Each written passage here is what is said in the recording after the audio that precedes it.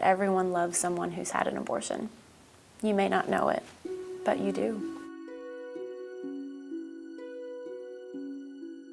I was 29 at the time. I had just re-enrolled in university. I discovered I was pregnant. I was not in a place where I could be pregnant. I never thought that I would need an abortion. It wasn't ever something that I had considered. And at first I didn't tell anyone because I didn't want it to be real. I didn't have any friends or family that I felt comfortable consulting with about this decision, so I went through it alone. And that was probably the hardest part, was that I didn't have anyone to take with me to the clinic. I went in to have testing done because we weren't having any success.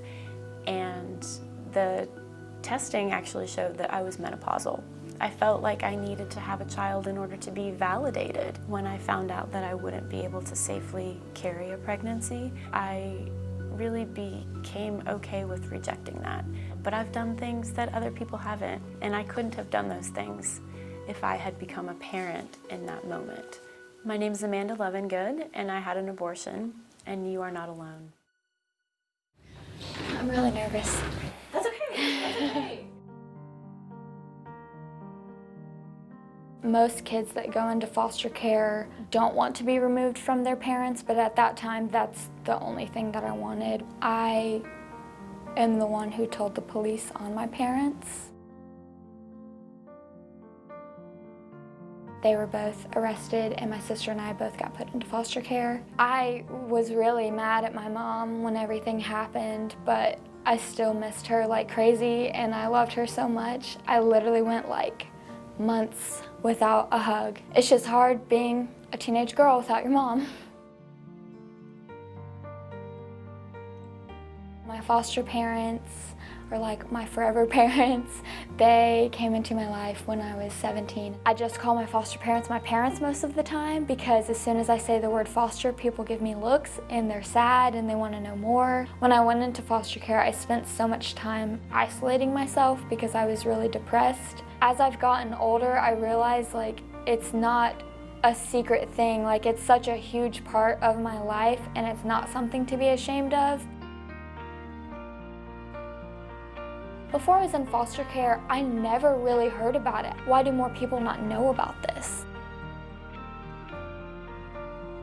A lot of kids that go into foster care start feeling really hopeless and scared, like their life is always going to be difficult and like they'll never get through this, but you can and you will, and things do get better and you just have to stay strong. My name is Reagan Dodson.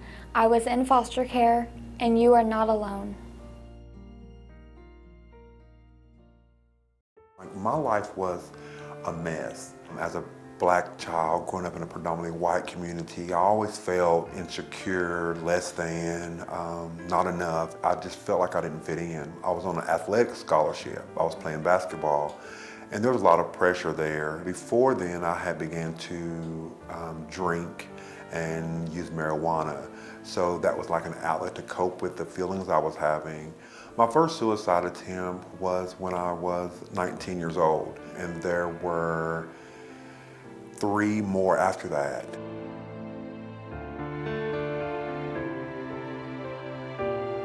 A friend of mine, she had found me. I think that really saved my life. But there was always someone around, and I believe that I was just crying out for help.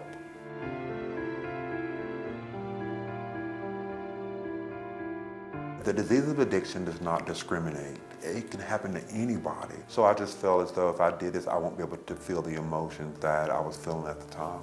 I went to jail, and I just got on my knees and I prayed, and I said, God, please just take all these desires away from me. And I believe at that moment, I was delivered from it, and I haven't had a craving to drink, to use drugs, or even a suicidal thought.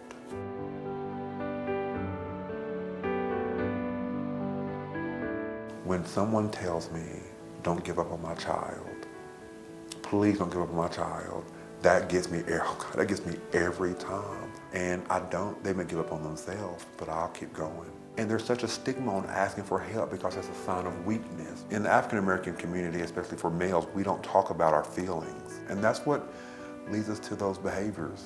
And once you display to them that you care about them, then it all changes for them.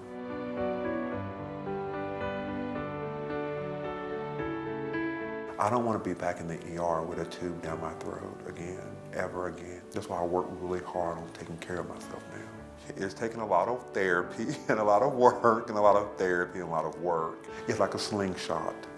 The more you get pulled back and pulled back, that's the farther your trajectory is going to go. My name is Rico Hopewell, and I have attempted suicide, and you are not alone.